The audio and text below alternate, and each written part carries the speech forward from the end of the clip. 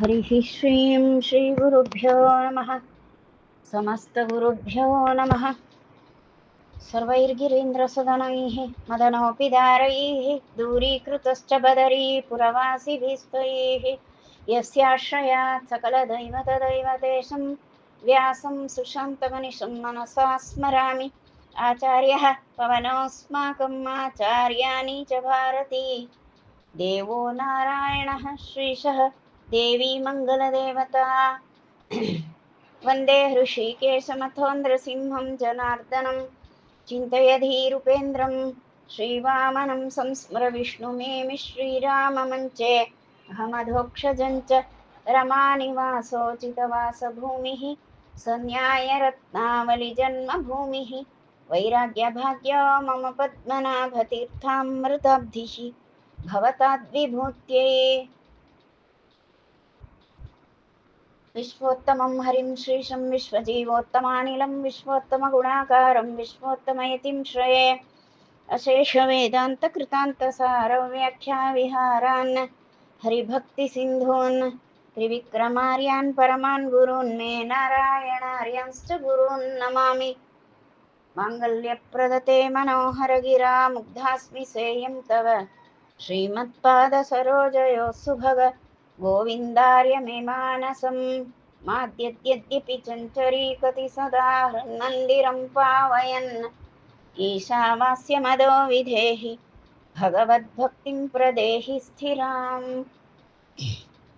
हरिः श्रीं श्रीगुरुभ्यो नमः। समस्तगुरुभ्यो नमः। हरिः श्रीं ಶ್ರೀಮನ್ಮಧ್ವವಿಜಯ ಮಹಾಕಾವ್ಯದಲ್ಲಿ ನಾವೀಗ 4ನೆಯ ಸರ್ಗದಲ್ಲಿ ವಿಚಾರ ಮಾಡ್ತಾ ಇದ್ದೇವೆ. ಈಗ ಇಲ್ಲಿಯವರೆಗೆ ನಾವು ವಿಚಾರ ಮಾಡಿದ ಭಾಗ ಅಂದರೆ ವಾಸುದೇವನಿಗೆ ಸನ್ಯಾಸ ಆಶ್ರಮ ಆದದ್ದು, ಪೂರ್ಣಪ್ರಜ್ಞಾ ತೀರ್ಥರು ಎನ್ನುವ ಹೆಸರಾದದ್ದು, ಆ ಸನ್ಯಾಸಾಶ್ರಮದ ಎಲ್ಲ ಅನುಷ್ಠಾನಗಳ ಕ್ರಮವನ್ನು ಚೆನ್ನಾಗಿ ಪರಿಪಾಲಿಸಿಕೊಂಡು ಬಂದದ್ದು ಆ ಪೂರ್ಣಪ್ರಜ್ಞತೀರ್ಥರು, ನೂತನ ಯತಿಗಳಾದ ಪೂರ್ಣಪ್ರಜ್ಞತೀರ್ಥರು ಆ ಸನ್ಯಾಸಾಶ್ರಮದ ಅನುಷ್ಠಾನಗಳನ್ನೆಲ್ಲ ಬಹಳ ಶ್ರದ್ಧೆಯಿಂದ ಕ್ರಮ ಪ್ರಕಾರವಾಗಿ ಮಾಡಿದರು. ಹೆಚ್ಚೇನು ಕಲಿಸುವುದು ಬೇಕಾಗಲಿಲ್ಲ. ಹೀಗೆ ಅತ್ಯಂತ ಸಮರ್ಥವಾಗಿ ತಮ್ಮ ನಡೆನುಡಿಗಳಿಂದ ಅವರು ಎಲ್ಲರ ಮೆಚ್ಚುಗೆಗಳನ್ನು ಕೂಡ ಗಳಿಸಿದರು ಅಂತ ಇಂತಹ ವಿಷಯವನ್ನು ನಾವು ನೋಡ್ತೇವೆ. ಮತ್ತೆ ಆ ಸಮಯದಲ್ಲಿ ಈ ಪೂರ್ಣಪ್ರಜ್ಞತೀರ್ಥರು ಸನ್ಯಾಸಾಶ್ರಮ ಸ್ವೀಕಾರ ಮಾಡಿ 40 ದಿವಸಗಳಾಗುವ ವೇಳೆಗೆ ಅಚ್ಯುತ ಪ್ರಜ್ಞರ ಸಮೀಪಕ್ಕೆ ವಾಸುದೇವ ಪಂಡಿತ ಎನ್ನುವಂತಹ ಒಬ್ಬ ಮಹಾವಿದ್ವಾಂಸ ಬಂದ. ಅವ ತರ್ಕಶಾಸ್ತ್ರದಲ್ಲಿ ಅತ್ಯಂತ ನಿಪುಣನಾಗಿದ್ದ. ನ್ಯಾಯ ಮತ್ತು ವೈಶೇಷಿಕ ಅಂತ 2 ವಿಭಾಗ ಉಂಟು ತರ್ಕಶಾಸ್ತ್ರದಲ್ಲಿ. ನ್ಯಾಯ ವೈಶೇಷಿಕ ಅಂತ 2 ಮತಗಳನ್ನು ಕಲಿಸ್ತಾರೆ. ಆದರೆ ಇತ್ತೀಚೆಗೆಲ್ಲ ನಾವು ಈಗ ಓದುವಾಗ ಪ್ರಾಚೀನ ನ್ಯಾಯ ನವೀನ ನ್ಯಾಯ ಅಂತ ಈಗ ಉಂಟು. ಸಾಮಾನ್ಯ ನವೀನ ನ್ಯಾಯವನ್ನೇ ನಾವು ಅಧ್ಯಯನ ಮಾಡ್ತೇವೆ.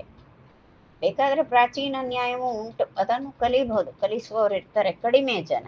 ಪ್ರಾಚೀನ ನ್ಯಾಯ ಕಲಿಸುವವರು ಕಡಿಮೆ. ನವೀನ ನ್ಯಾಯವನ್ನು ಎಲ್ಲ ಕಡೆಯಲ್ಲೂ ಕಲಿಸ್ತಾರೆ. ಬಹಳ ವ್ಯತ್ಯಾಸ ಅಲ್ಲ, ಆದರೂ ಸ್ವಲ್ಪ ಕೆಲವು ವಿಷಯಗಳಲ್ಲಿ ಸ್ವಲ್ಪ ವ್ಯತ್ಯಾಸವೂ ಇರ್ತದೆ. ವೈಶೇಷಿಕ ಮತವು ಕೂಡ ಇದರಲ್ಲೇ ಇರ್ತದೆ. ತರ್ಕಶಾಸ್ತ್ರದಲ್ಲಿ 2 ಕೂಡ ಸೇರಿದಂಥದ್ದು. ಅವ ಎಲ್ಲದರಲ್ಲೂ ನಿಷ್ಣಾತನಾಗಿದ್ದ. ಆಗ ಪ್ರಾಚೀನ ನ್ಯಾಯವೇ ಇದ್ದದ್ದು, ಆಗ ನವೀನ ನ್ಯಾಯ ಅಂತ ಇರಲಿಲ್ಲ. ಮೊದಲಿಗೆ ಆಚಾರ್ಯರ ಕಾಲ ನಾನು ಹೇಳೋದು. ಆಗ ಈಗ ನಾವು ಪ್ರಾಚೀನ ನ್ಯಾಯ ಅಂತ ಈಗ ಪ್ರಾಚೀನ ಹೇಳ್ತೇವೆ, ಆಗ ಪ್ರಾಚೀನ ಹೇಳಲ್ಲ.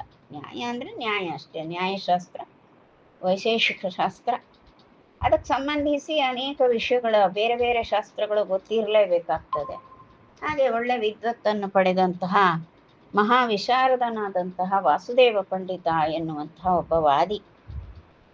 ಆ ಪಂಡಿತರು ನಮ್ಮ ಈ ಅಚ್ಯುತ ಪ್ರಜ್ಞರ ಸನ್ನಿಧಿಗೆ ಬಂದು ಸೇರಿ ತಾನು ಅನೇಕ ಮಹಾ ಹಿರಿಯರಾದಂತಹ ವಿದ್ವಾಂಸರನ್ನ, ಬಹಳ ಪ್ರೌಢ ವಿದ್ವಾಂಸರನ್ನೆಲ್ಲ ತರ್ಕದಲ್ಲಿ ಸೋಲಿಸಿ ಬಿಟ್ಟಿದ್ದೇನೆ.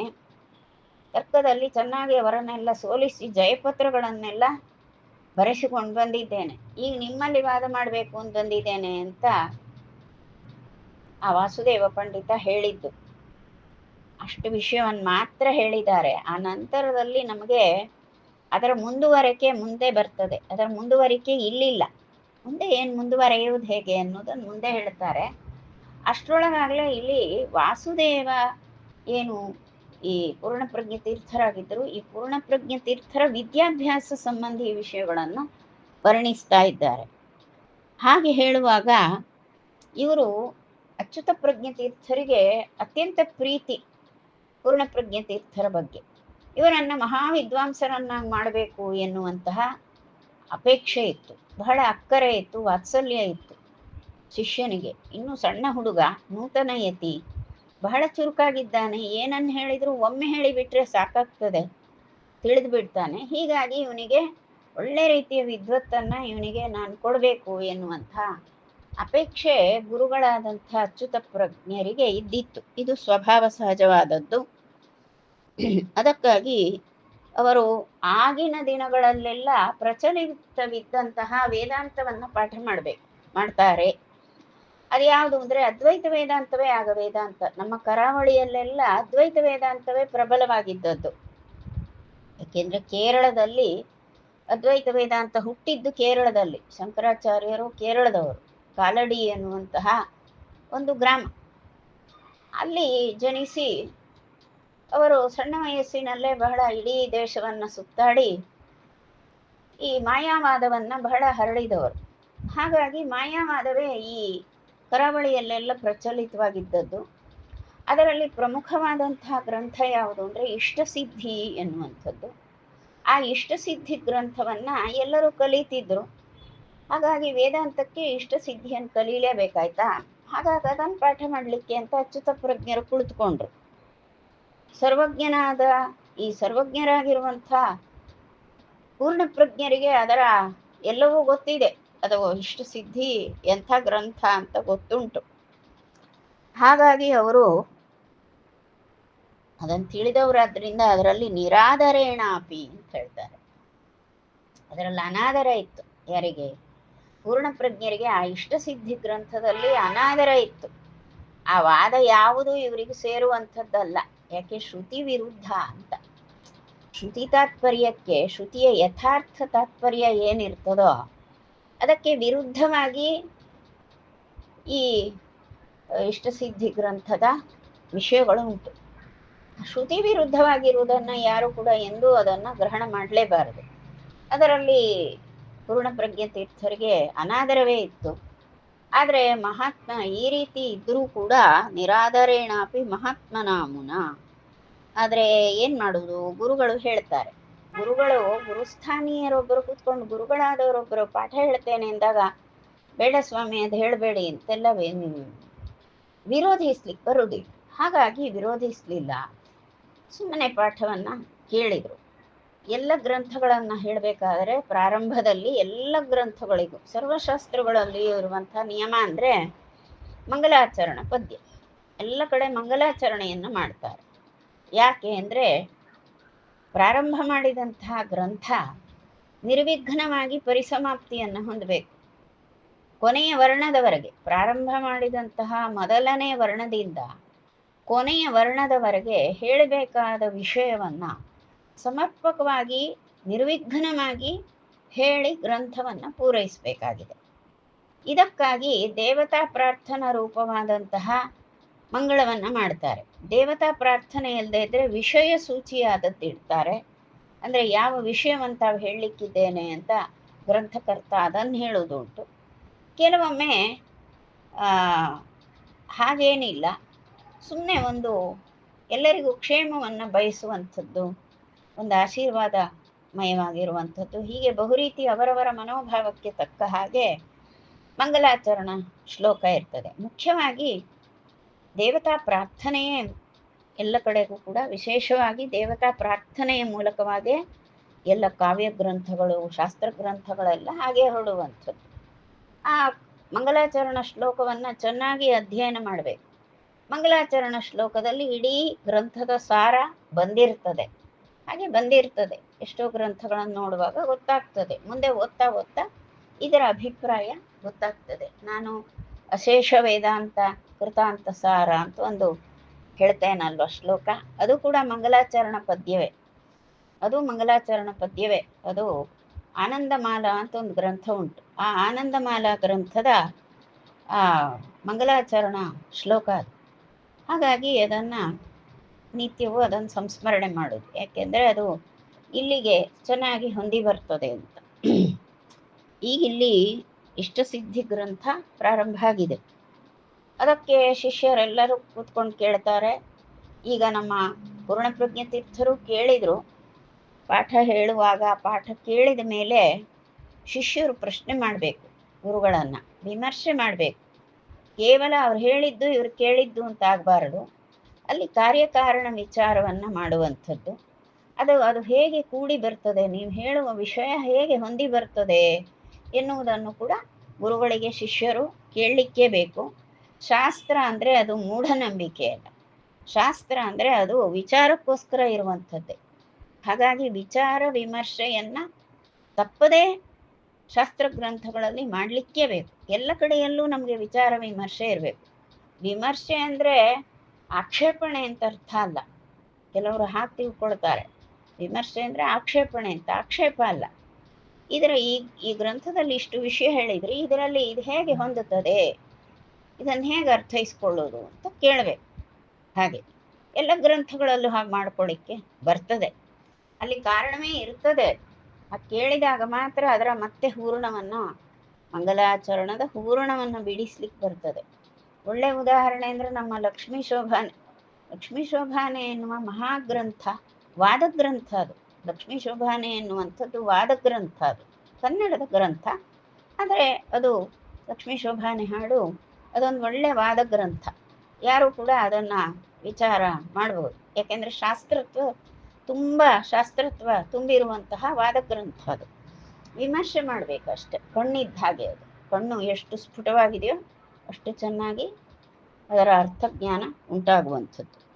ಇಲ್ಲಿ ಈಗ 45ನೇ ಶ್ಲೋಕವನ್ನು ನೋಡುವ ನಾವು. ತದಾದ್ಯ ಪದ್ಯಸ್ಥಂ ಅವದ್ಯಮಂಡಲಂ ಯದಾ ವದತ್ ಷೋಡಶಕದ್ವಯಾತ್ಮಕಂ ಉಪರ್ಯಪಾಸ್ತಂ ತದಿತಿ ಬ್ರುವತ್ಯಸೌ ಗುರೌ ತಮೂಚೆ ಪ್ರಣಿಗದ್ಯತಾಮಿತಿ. ಮೊದಲನೇ ಪದ್ಯ ಪ್ರಾರಂಭ ಮಾಡಿದರು. ಅದು ಮಂಗಲಾಚರಣ ಪದ್ಯ ಇಷ್ಟಸಿದ್ಧಿಯಲ್ಲಿ.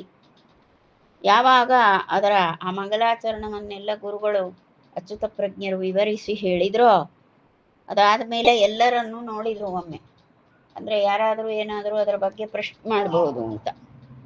ಆಗ ಪೂರ್ಣಪ್ರಜ್ಞರು ಹೇಳಿದರು, ಆದ್ಯ ಪದ್ಯಸ್ಥಂ. ಈ ಆದ್ಯ ಪದ್ಯ ಅಂದರೆ ಮೊದಲನೇ ಪದ್ಯದಲ್ಲಿ, ಪದ್ಯ ಅಂದರೆ ಅದು ಅವಧ್ಯ ಮಂಡಲಂ ಅಂದ್ಬಿಟ್ಟು ದೋಷ ಸಮೂಹವನ್ನೇ ತುಂಬಿಕೊಂಡಿರುವಂತಹ ಶ್ಲೋಕ ಇದು. ಮಂಗಲಾಚರಣ ಶ್ಲೋಕ ತಾವೇನು ಈಗ ವರ್ಣನೆ ಮಾಡಿದ್ದೀರಾ, ನಮಗೆ ಪಾಠ ಮಾಡಿದ್ದೀರಾ, ಇದು ದೋಷ ಸಮೂಹವನ್ನೇ ಹೊಂದಿದೆ. ಅದೆಷ್ಟು ದೋಷಗಳು ಅಂದರೆ ಷೋಡಶಕದ್ವಯಾತ್ಮಕಂ.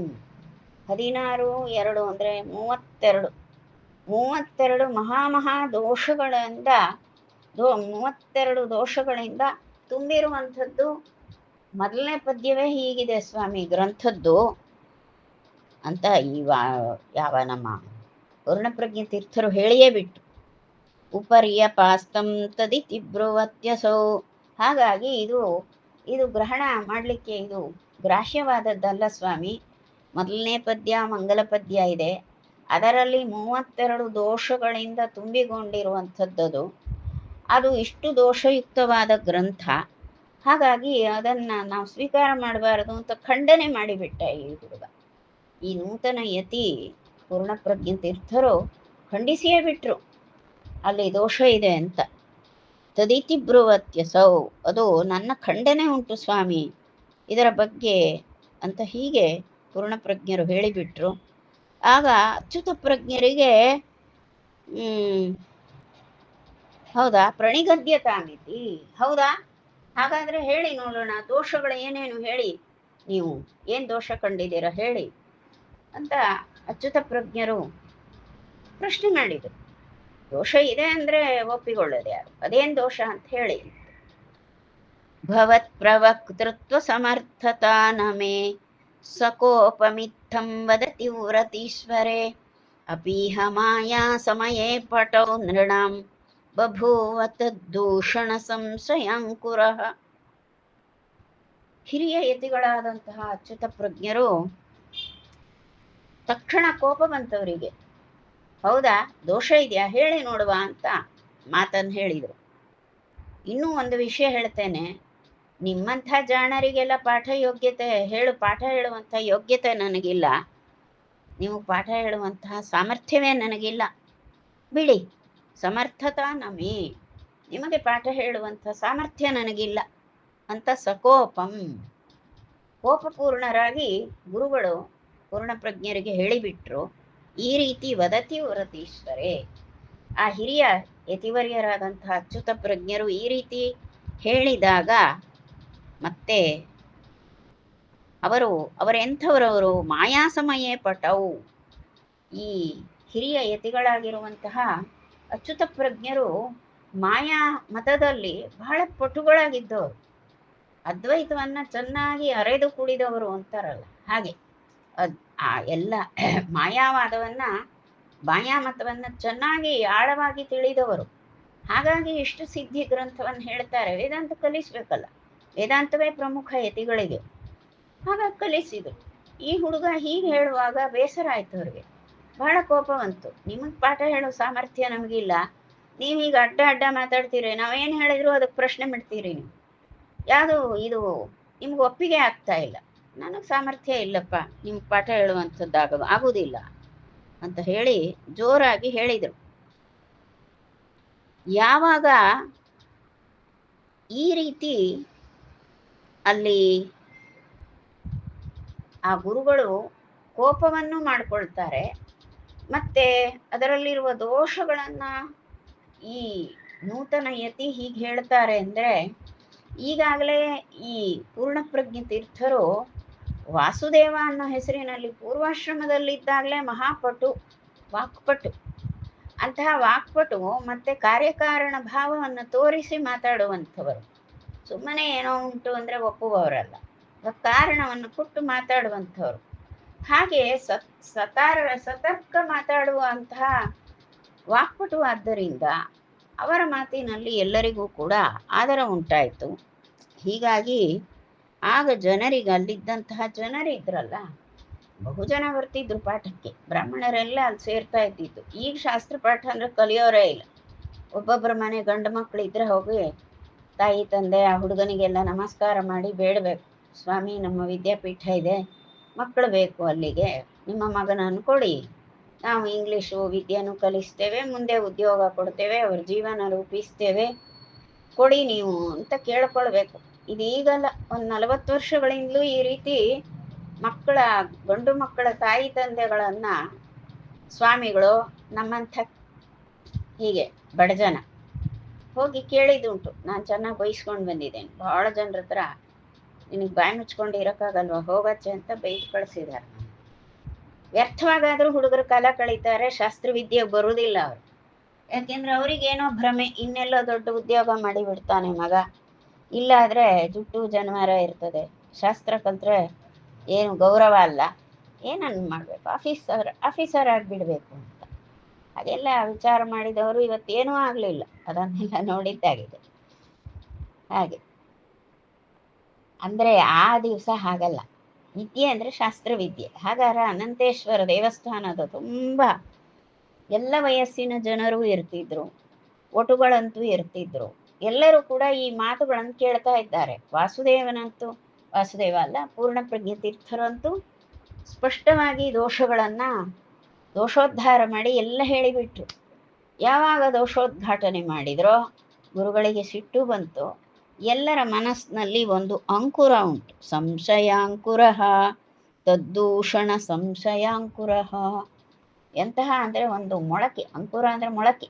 ಎಂತಹ ಮೊಳಕೆ? ಸಂಶಯದ ಮೊಳಕೆ ಎಲ್ಲರ ಮನಸ್ಸಿಗೆ ಬಂತು. ಯಾವುದರ ಸಂಶಯ ಅಂದರೆ ತದ್ದೂಷಣ ಸಂಶಯಾಂಕುರ. ಈ ಒಂದು ಇಷ್ಟಸಿದ್ಧಿ ಎನ್ನುವಂತಹ ಗ್ರಂಥ ಇದು ಮಾಯಾಮತದ್ದು. ಅದರಲ್ಲಿ ಮಾಯಾಮತದಲ್ಲಿ ದೋಷ ಉಂಟು, ದೋಷ ಇರಲಿಕ್ಕೆ ಸಾಕು ಎನ್ನುವಂತಹ ಒಂದು ಸಂದೇಹದ ಮೊಳಕೆ ಜನರ ಮನಸ್ಸಿನಲ್ಲಿ ಉಂಟಾಯಿತು. ಆ ಸಂದೇಹ ಮೊಳೆಯಿತು ಅಂತ, ಅದನ್ನು ಆ ಪ್ರಭಾವವನ್ನು ಈ ಪೂರ್ಣಪ್ರಜ್ಞ ತೀರ್ಥರು ಮಾಡಿದರು ಅಂತ. ಬುಧೋಭಿಧಾನಂ ಶ್ರವಣಂ ಬುಧೇತರೋ ಧ್ರುವಂ ವಿದಧ್ಯಾದ್ ವಿಮುಮುಕ್ಷುರಾತ್ಮನಃ ಯತಿರ್ವಿಶೇಷಾದಿತಿ ಲೋಕಚೋದನಾದ್ ಪ್ರವಕ್ತಿ ಮಾಯಾ ಸಮಯಂ ಸ್ಮ ಪೂರ್ಣಧೀಹಿ. ನಮ್ಮ ಪೂರ್ಣಧೀಹಿ ಎಂಥವರು? ಪೂರ್ಣಪ್ರಜ್ಞರು ಅಂದರೆ, ಧೀಹಿ ಅಂದರೆ ಪ್ರಜ್ಞೆ, ಜ್ಞಾನ ಅಂತರ್ಥ. ಪೂರ್ಣ ಜ್ಞಾನ ಉಳ್ಳಂತಹ ಈ ನಮ್ಮ ಪೂರ್ಣಪ್ರಜ್ಞ ತೀರ್ಥರು ಅವರು ಇಲ್ಲಿ ಆ ಜನರ ಒತ್ತಾಯಕ್ಕೆ ಒಂದಷ್ಟು ಪಾಠವನ್ನು ಕೇಳಿ ಪಾಠವನ್ನು ಮಾಡ್ತಾರೆ. ಏನದು ಪಾಠ ನೋಡಿ. ಒಬ್ಬ ವಿದ್ವಾಂಸನಾಗಿದ್ದಾನೆ, ಶಾಸ್ತ್ರ ವಿದ್ವತ್ತಿದೆ, ಶಾಸ್ತ್ರ ಗ್ರಂಥಗಳನ್ನೆಲ್ಲ ಅಧ್ಯಯನ ಮಾಡಿದ್ದಾನೆ, ವಿಶೇಷವಾಗಿ ವೇದಾಂತ ಶಾಸ್ತ್ರ. ಬೇರೆ ವ್ಯಾಕರಣಮೋ ತರ್ಕವೋ ಅದೆಲ್ಲ ಬೇಕು. ತರ್ಕ ವ್ಯಾಕರಣ ಇಲ್ಲದೇ ಇದ್ರೆ ವೇದಾಂತ ಬರೋದೇ ಇಲ್ಲ. ಧರ್ಮಶಾಸ್ತ್ರವೂ ಸ್ವಲ್ಪ ಗೊತ್ತಿರಬೇಕು, ಜ್ಯೋತಿಷ ಗೊತ್ತಿರಬೇಕು. ಎಲ್ಲ ಶಾಸ್ತ್ರಗಳು ನಮಗೂ ಸ್ವಲ್ಪ ಕೊಡ್ತಾರೆ. ಮೀಮಾಂಸಾ ಶಾಸ್ತ್ರ ಗ್ರಂಥ ಎಲ್ಲವನ್ನು ಕೂಡ ಬೇಸಿಕ್ ಅನ್ನೋ ಹಾಗೆ ತೀರಾ ಸ್ಥೂಲವಾಗಿ ಪ್ರಾರಂಭಿಕವಾದ ಗ್ರಂಥಗಳನ್ನು ಕಲಿಸ್ತಾರೆ. ನಾವು ಯಾವುದನ್ನು ಆಪ್ಷನಲ್ ಆಗಿ ಅಭ್ಯಾಸ ಮಾಡ್ತೇವೋ ಅದು. ಆದರೆ ತರ್ಕ ವ್ಯಾಕರಣ ಮಾತ್ರ ಸ್ವಲ್ಪ ಹೆಚ್ಚಿನ ಪ್ರೌಢ ಗ್ರಂಥವನ್ನೇ ನಾವು ಅಭ್ಯಾಸ ಮಾಡಬೇಕಾಗ್ತದೆ. ಯಾಕೆಂದರೆ ಮಾತಿನಲ್ಲಿ ದೋಷ ಬರಬಾರ್ದಲ್ಲ, ಅದಕ್ಕೆ ವ್ಯಾಕರಣ ಕಲಿಯಬೇಕು. ತರ್ಕವನ್ನಂತೂ ಸರಿಯಾಗಿ ಕಲೀಲೇಬೇಕು, ಯಾಕೆಂದರೆ ಅತಾರ್ಕಿಕವಾಗಿ ಹುಚ್ಚುನಂಗೆ ಮಾತಾಡಲಿಕ್ಕಿಲ್ಲ. ಎಲ್ಲ ಶಾಸ್ತ್ರಗಳಿಗೂ ಕೂಡ ತರ್ಕ ವ್ಯಾಕರಣಗಳು ಬಹಳ ಮುಖ್ಯವಾಗಿ ಇರ್ತವೆ. ಇಲ್ಲಿ ಏನಾಗ್ತದೆ, ವೇದಾಂತ ಶಾಸ್ತ್ರ ಅನ್ನೋದು ಕಿರೀಟದ ಇದ್ದ ಹಾಗೆ. ಯಾಕೆ ಅಂದರೆ ಒಬ್ಬ ಜೀವಾತ್ಮನ ಉದ್ಧಾರಕ್ಕೆ, ಆತ್ಮದ ಉದ್ಧಾರ ಆಗಬೇಕು ಅಂದರೆ ವೇದಾಂತ ಶಾಸ್ತ್ರವೇ ಬೇಕು. ಈ ಜೀವಾತ್ಮ ಈ ಸಂಸಾರದಲ್ಲಿ ಮುಳುಗಿ ಹೋಗಿದ್ದಾನೆ.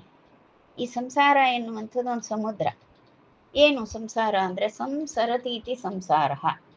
ಸಂಸರತಿ ಅಂದರೆ ಸಮ್ಯಕ್ ಸರತಿ ಇತಿ ಸಂಸಾರ.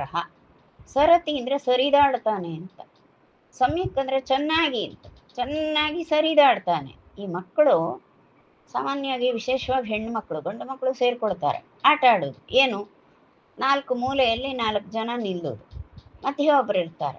ಆಗ ಈ ಮೂಲೆಯಿಂದ ಆ ಮೂಲೆಗೆ ಓಡೋದು, ಆ ಮೂಲೆಯಲ್ಲಿದ್ದು ಈ ಮೂಲೆಯವ್ರು ಬರೋದು, ಮತ್ತೆ ಯಾರಾದರೂ ಮಧ್ಯೆ ಹಿಡಿದು ಬಿಟ್ರೆ ಔಟ್ ಅಂತ ಕೂಗೋದು. ಹೀಗಿದೆಲ್ಲ ಆಟ ಇರ್ತದೆ. ಹೀಗೆ ಒಂದು ಬದಿಯಿಂದ ಇನ್ನೊಂದು ಬದಿಗೆ ಹೋಗಿ ಆ ಬದಿಯಿಂದ ಮತ್ತೆ ಈ ಬದಿಗೆ ಬರೋದು.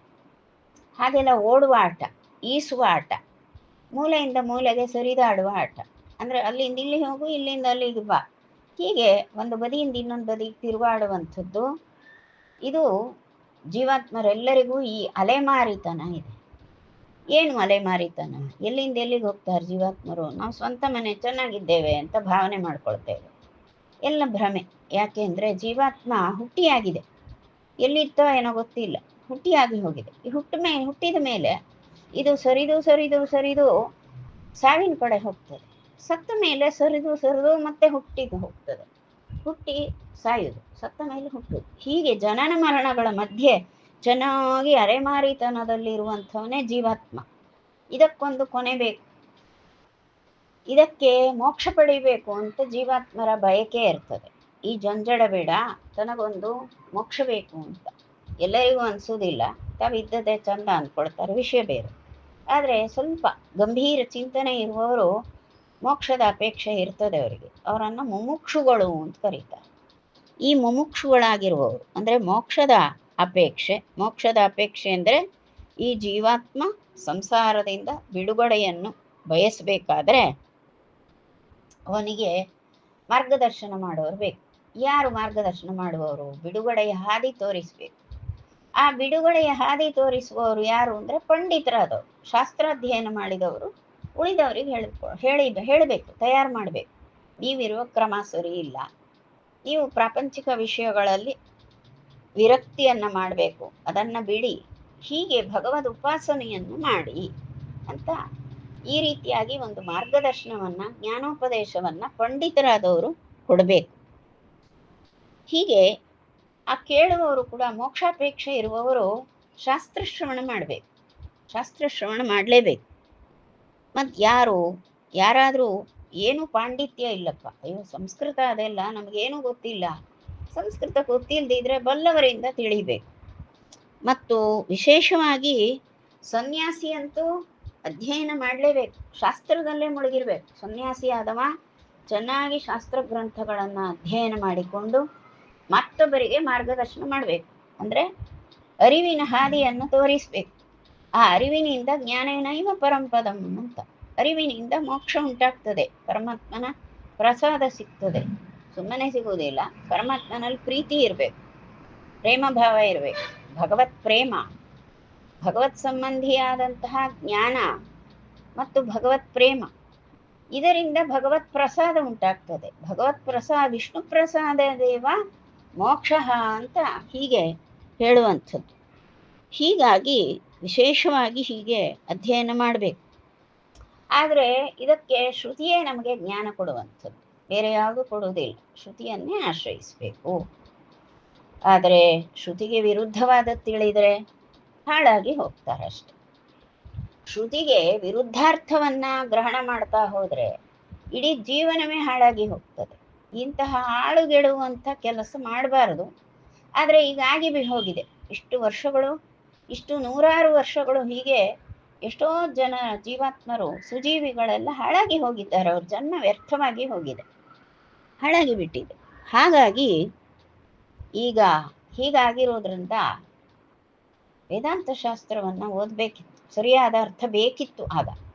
ಆದರೆ ಜನರಿಗೆ ಇನ್ನು ತಿಳುವಳಿಕೆ ಬರಲಿಲ್ಲ. ಜನರೆಲ್ಲ ಏನು ಮಾಡಿದರು, ಉಂಟಲ್ಲ ವೇದಾಂತ ಶಾಸ್ತ್ರ, ಎಂತಹ ಮಹಾಮಹಿಮರು ಶಂಕರಾಚಾರ್ಯರು ಅಷ್ಟು ಸಣ್ಣ ವಯಸ್ಸಿನಲ್ಲಿ ಎಷ್ಟೆಲ್ಲ ಇಡೀ ದೇಶವನ್ನ ತಿರುವಾಡಿ ಬ್ರಾಹ್ಮಣ್ಯವನ್ನ, ವೇದಾಧ್ಯಯನವನ್ನ ನೆಲೆಗೊಳಿಸಿ ಲೋಕದಲ್ಲೆಲ್ಲ ಉಪನಿಷತ್ತು, ಬ್ರಹ್ಮಸೂತ್ರಗಳು ಮತ್ತು ಭಗವದ್ಗೀತಾ, ಹೀಗೆ ವೇದಾಂತ ಶಾಸ್ತ್ರವನ್ನು ಉಜ್ವಲವಾಗಿ ಲೋಕದಲ್ಲಿ ಪ್ರಸಾರ ಮಾಡಿದವರು, ಗ್ರಂಥರಚನೆ ಭಾಷ್ಯಾದಿಗಳನ್ನು ಮಾಡಿದವರು, ಸುಂದರವಾದಂತಹ ಶ್ಲೋಕಗಳು, ಸ್ತೋತ್ರಗಳು ಮಾಡಿದವರು. ಆ ಪರಂಪರೆ ಬಂದಿದೆ ನಮಗೆ, ಅದನ್ನು ಅನುಸರಿಸಬೇಕು, ನೀವು ಅದನ್ನೇ ಪಾಠ ಹೇಳಬೇಕು ಅಂತ ಜನರು ಒತ್ತಾಯಿಸಿದರು. ಪೂರ್ಣಪ್ರಜ್ಞ ತೀರ್ಥರಿಗೆ ಇದು ಯಾವುದು ಪ್ರೀತಿ ಅಲ್ಲ, ಜನರು ಒತ್ತಾಯ ಇದೆ. ಹಾಗಾಗಿ ಮಾಯಾವಾದದ ಪಾಠವನ್ನು ಮಾಡುವ ಒತ್ತಾಯ ಉಂಟಾಯಿತು. ಹಾಗಾಗಿ ಪೂರ್ಣಪ್ರಜ್ಞ ತೀರ್ಥರು ಮೊದಲಿಗೆ ಮಾಯಾವಾದದ ಪಾಠವನ್ನೇ ಮಾಡಿದರು ಅಂತ ಅರ್ಥ. ಹಾಗಾದರೆ ಮಾಯಾವಾದದ ಪಾಠ ಮಾಡಿದ್ರಿಂದ ದೋಷ ಆಗಲಿಲ್ವಾ? ದೋಷ ಆಗಲಿಲ್ಲ. ಯಾಕೆ ಅಂದರೆ ಒಂದು ಗ್ರಂಥವನ್ನು, ಒಂದು ವಾದವನ್ನು ನಾವು ಚೆನ್ನಾಗಿ ಕೇಳಿಕೊಂಡ್ರೆ ಆ ಇತೋಪರಿ ಆ ನಂತರದ ಕಾಲದಲ್ಲಿ ನೀವು ಎಲ್ಲ ಕೇಳಿದ್ರಿ ಅಲ್ವಾ, ಮಾಯಾಮತದ ವಾದಗಳನ್ನೆಲ್ಲ ಕೇಳಿದ್ರಿ ಅಲ್ವಾ, ನೋಡಿ ಆ ವಾದದಲ್ಲಿ ಎಷ್ಟು ದೋಷ ಇದೆ ತೋರಿಸ್ತೇನೆ ಅಂತ ಮುಂದೆ ಇದೇ ಈ ಪೂರ್ಣಪ್ರಜ್ಞ ತೀರ್ಥರೇ ಹೇಳಲಿಕ್ಕೆ ಬರ್ತದೆ. ಪೂರ್ಣಪ್ರಜ್ಞ ತೀರ್ಥರಿಗೆ ಅದರಲ್ಲಿರುವಂತಹ ದೋಷ, ಶ್ರುತಿ ವಿರೋಧ, ಇದೆಲ್ಲವನ್ನು ಕೂಡ ಜನರಿಗೆ ತೋರಿಸಲಿಕ್ಕೆ ಇದು ಅನುಕೂಲ ಆಗ್ತದೆ. ಹಾಗಾಗಿ ಅದನ್ನು ಹೇಳಬೇಕು. ಜಯತೀರ್ಥರ ಗ್ರಂಥದಲ್ಲಿ ಇಂಥದ್ದು ಬಹಳ ಉಂಟು, ಬಹಳ ವಿಸ್ತಾರವಾಗಿ ಮಾಯಾವಾದವನ್ನು ಅವರು ಮುಂದಿಡ್ತಾರೆ. ಜಯತೀರ್ಥರು ಮಾಯಾವಾದವನ್ನು ವಿಸ್ತಾರವಾಗಿ ಹೇಳಿಬಿಡ್ತಾರೆ. ಹೇಳಿದಾಗ ಆ ಮಾಯಾವಾದಿಗೆ ಅಷ್ಟು ಅಂಶ ಹೊಳೆಯುವುದಿಲ್ಲ, ಅಷ್ಟು ವಿಸ್ತಾರವಾಗಿ ಮಾಯಾವಾದವನ್ನು ಹೇಳ್ತಾರೆ. ವಾದದ ಪಟ್ಟುಗಳನ್ನೆಲ್ಲ ಹಾಕ್ತಾರೆ. ಹಾಕಿ ನಂತರ ಅದಕ್ಕೆ ಉತ್ತರಿಸ್ತಾ ಈ ರೀತಿಯ ವಾದಗಳು ಉಂಟು, ಮಾಯಾವಾದಿ ನಿನ್ನ ವಾದ ಹೀಗೆಲ್ಲ ಉಂಟು, ಇದು ಹೇಗೆ ಸರಿಪಡುತ್ತದೆ ನೋಡು, ಎಂಥ ದೋಷ ಬಂತು ಅಂತ ದೋಷವನ್ನು, ಅದರಲ್ಲಿರುವ ಆ ಮಾಯಾವಾದದಲ್ಲಿ ಇರುವಂತಹ ದೋಷಗಳನ್ನೆಲ್ಲ ಹೆಕ್ಕಿ ತೋರಿಸಿ ಅದನ್ನು ಖಂಡಿಸ್ತಾರೆ. ಆ ಎಲ್ಲ ಶಾಸ್ತ್ರಗಳಲ್ಲೂ ಹಾಗೆ, ವಾದಸಭೆಯೂ ಹಾಗೆ. ವಾದಸಭೆಯಲ್ಲಿ ಹಾಗೆಯೇ ಹೇಳ್ತಾರೆ, ಪೂರ್ವ ಪಕ್ಷ ಸಮಾಧಾನ ಅಂತ ಇರ್ತದೆ. ಪೂರ್ವ ಪಕ್ಷವನ್ನು ಮೊದಲು ಹೇಳುವುದು, ಆಮೇಲೆ ಅದನ್ನು ಖಂಡಿಸಿ ಸಮಾಧಾನವನ್ನು ಹೇಳುವುದು. ಹಾಗಾದರೆ ನಿಮ್ಮ ಪಕ್ಷ ಏನು, ನಿಮ್ಮ ಸಿದ್ಧಾಂತ ಏನು ಹೇಳಿ ಅಂದರೆ ಅನಂತರದಲ್ಲಿ ಸಿದ್ಧಾಂತವನ್ನು ಹೇಳ್ತಾರೆ. ಇದು ವಾದದ ಕ್ರಮ, ಎಲ್ಲ ಕಡೆಯಲ್ಲೂ ನಡೆಯುತ್ತದೆ, ಎಲ್ಲ ಊರಿನಲ್ಲೂ ನಡೆಯುವಂಥದ್ದು. ಶೃಂಗೇರಿ ಕ್ಷೇತ್ರದಲ್ಲಿ ಮಹಾ ಪ್ರೌಢವಾದಂತಹ ವಾಕ್ಯಾರ್ಥ ಸಭೆಗಳು ಆಗ್ತವೆ. ಮತ್ತು ಮಂತ್ರಾಲಯದಲ್ಲಿ ಬಹಳ ಒಳ್ಳೆ ರೀತಿಯಿಂದ ನಡೀತದೆ. ಮಂತ್ರಾಲಯದಲ್ಲಿ ಎಲ್ಲ ಎಲ್ಲ ಶಾಸ್ತ್ರಗಳನ್ನು ಅಧ್ಯಯನ ಮಾಡಿದವರು ಬಹಳ ಜನ ಬರ್ತಾರೆ. ಉಡುಪಿಯಲ್ಲಿ ಬಹಳ ಇದ್ದಿತ್ತು ಮೊದಲು, ವಿದ್ಯಾಮಾನ್ಯ ತೀರ್ಥರ ಕಾಲದಲ್ಲಿ ಇದ್ದಿತ್ತು. ಈಗ ಶಾಸ್ತ್ರ ಪಾಠವೇ ಹೆಚ್ಚು ಪ್ರಬಲವಾಗಿರುವಂಥದ್ದು. ವಾದಸಭೆಗಳು ಉಂಟು, ನಡೆಸ್ತಾರೆ. ವಾದಸಭೆಗಳು ಕೂಡ ರಾಜಾಂಗಣದಲ್ಲಿ ನಡೀತವೆ. ಅಂದರೆ ಇವೆಲ್ಲವೂ ಕೂಡ ಏನು ಅಂದರೆ ಅಗತ್ಯವಾದದ್ದು ಅಂತ. ಬರೀ ವಾದ ಮಾಡ್ಕೊಳ್ತಿದ್ರೆ ನಮಗೇನು? ವಾದ ಮಾಡಿದರೆ ವೇದ ತಿಳಿತದ ಅಂದರೆ ತಿಳಿಯುತ್ತದೆ. ವೇದೋಕ್ತವಾದಂತಹ ಯಾವ ಅಭಿಪ್ರಾಯ ಯಥಾರ್ಥ ಅಭಿಪ್ರಾಯ ಉಂಟೋ ಅದನ್ನು ಗ್ರಹಣ ಮಾಡಬೇಕಾದ್ರೆ ಸ್ವಲ್ಪ ವಾದ ಬೇಕು. ಅಂದರೆ ನಾವು ಆ ವಾದ ಅಲ್ಲಿಗೆ ಇಳಿಬೇಕು. ನಾವು ಮನೆಯಲ್ಲಿ ಬೆಚ್ಚಗೆ ಹೊದ್ದುಕೊಂಡು ಕೂತ್ಕೊಂಡ್ರೆ ಯಾವುದೂ ಅರ್ಥ ಆಗೋದಿಲ್ಲ. ಸ್ವಲ್ಪ ವಿಚಾರಕ್ಕೆ ನಾವು ತೆರೆದುಕೊಳ್ಬೇಕು. ನಾವು ತೆರೆದುಕೊಳ್ಳೋದೇ ಇಲ್ಲ ಅಂದರೆ ಆಗ ಮುದ್ದೆಯಾಗಿ ಕೂತ್ಕೊಳ್ಬೇಕಾಗ್ತದೆ ಅಷ್ಟೆ. ಈಗ ಒತ್ತಾಯದಲ್ಲಿ ಮಾಯಾವಾದವನ್ನು ಪಾಠ ಹೇಳಲಿಕ್ಕೆ ಶುರು ಮಾಡಿದರು ಪೂರ್ಣಪ್ರಜ್ಞ ತೀರ್ಥರು. ಅಖಂಡಿತೋಪನ್ಯಸನಂ ವಿಸಂಶಯಂ ಸಸಂಪ್ರದಾಯಂ ಪ್ರವಚೋ ದೃಢೋತ್ತರಂ ಸಮಾಗಮನ್ ಶ್ರೋತುಮಮುಷ್ಯ ಸಾಗ್ರಹಾಃ ಜನಾಶ್ರುತಾಢ್ಯಾಃ ಚತುರಾ ಬುಭೂಷವಃ. ಅಲ್ಲಿ ಬಹಳ ಮಂದಿ ಇದ್ದಾರೆ. ಅವರೆಲ್ಲರೂ ಕೂಡ ಸಾಕಷ್ಟು ಶ್ರವಣ ಮಾಡಿದವರು. ಮಾಯಾವಾದವನ್ನು ದೃಢವಾಗಿ ಚೆನ್ನಾಗಿ ಕೇಳಿ ಬಹುಶಾಸ್ತ್ರಗಳನ್ನು ಶ್ರವಣ ಮಾಡಿ ಗಟ್ಟಿಯಾದವರು. ಮಾಯಾವಾದವನ್ನು ಸಾಕಷ್ಟು ಕೇಳಿ ಗಟ್ಟಿಯಾದಂತಹ ಜನರೆಲ್ಲ ಇದ್ದರು. ಮತ್ತೂ ಕೂಡ ಈಗ ಪೂರ್ಣಪ್ರಜ್ಞ ತೀರ್ಥರು ಮಹಾಪಟುಗಳಂತೆ, ಸಣ್ಣ ವಯಸ್ಸಿನ ಯತಿ, ಆದರೆ ಪ್ರೌಢವಾಗಿ ಮಾತಾಡಲಿಕ್ಕೆ ಗೊತ್ತಿದೆ, ಒಳ್ಳೆ ಶಾಸ್ತ್ರ ಪರಿಜ್ಞಾನ ಇದೆ, ಇವರ ಕಡೆಯಿಂದ ಕೇಳಬೇಕು ಎನ್ನುವಂತಹ, ಇವರಿಂದಲೇ ತಿಳಿಯಬೇಕು ಅಂತ ಹಠ ಮಾಡಿಕೊಂಡು ಸಾಗ್ರಹಾಃ ಅಂತ ಹೇಳ್ತಾರೆ. ಸಸಂಪ್ರದಾಯಂ ಪ್ರವಚೋ ದೃಢೋತ್ತರಂ.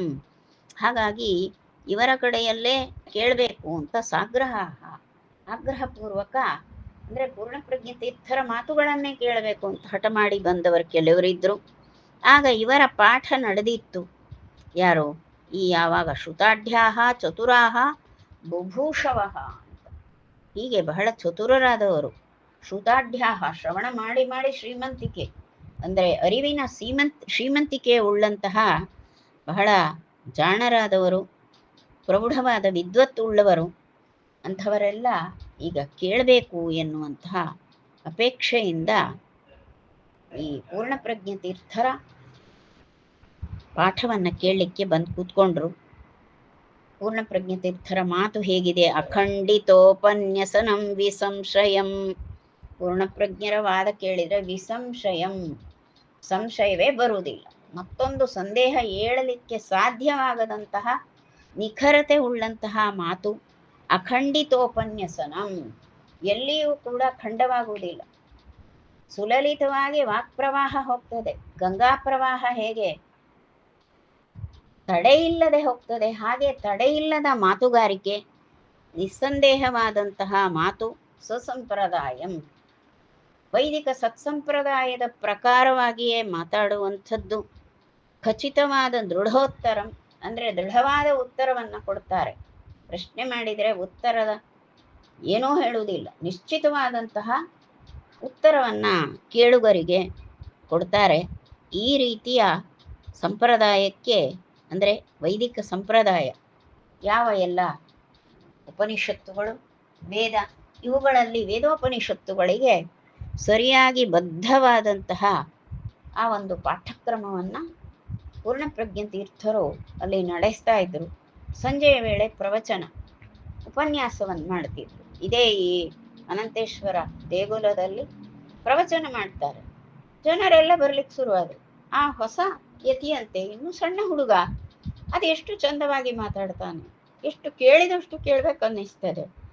ಆಯಿತು, ನಾವು ಬರ್ತೇವೆ, ನಾನು ಬರ್ತೇನೆ ಅಂತ ಎಲ್ಲೆಲ್ಲಿಂದಲೋ ಜನರು ಬಂದು ಈ ಯಾವ ನಮ್ಮ ಪೂರ್ಣಪ್ರಜ್ಞ ತೀರ್ಥರ ಪ್ರವಚನವನ್ನು, ಉಪನ್ಯಾಸವನ್ನು ಕೇಳಲಿಕ್ಕೆ ಬಹಳ ಮಂದಿ ಸೇರ್ತಿದ್ರು. ನಿತ್ಯವೂ ಕೂಡ ಪಾಠವನ್ನು ಕೇಳಲಿಕ್ಕಂತೂ ಜನರು ಸಾಕಷ್ಟು ಹೆಚ್ಚಿದ್ರು ಜನ ಅಂತ ಹೇಳ್ತಾರೆ.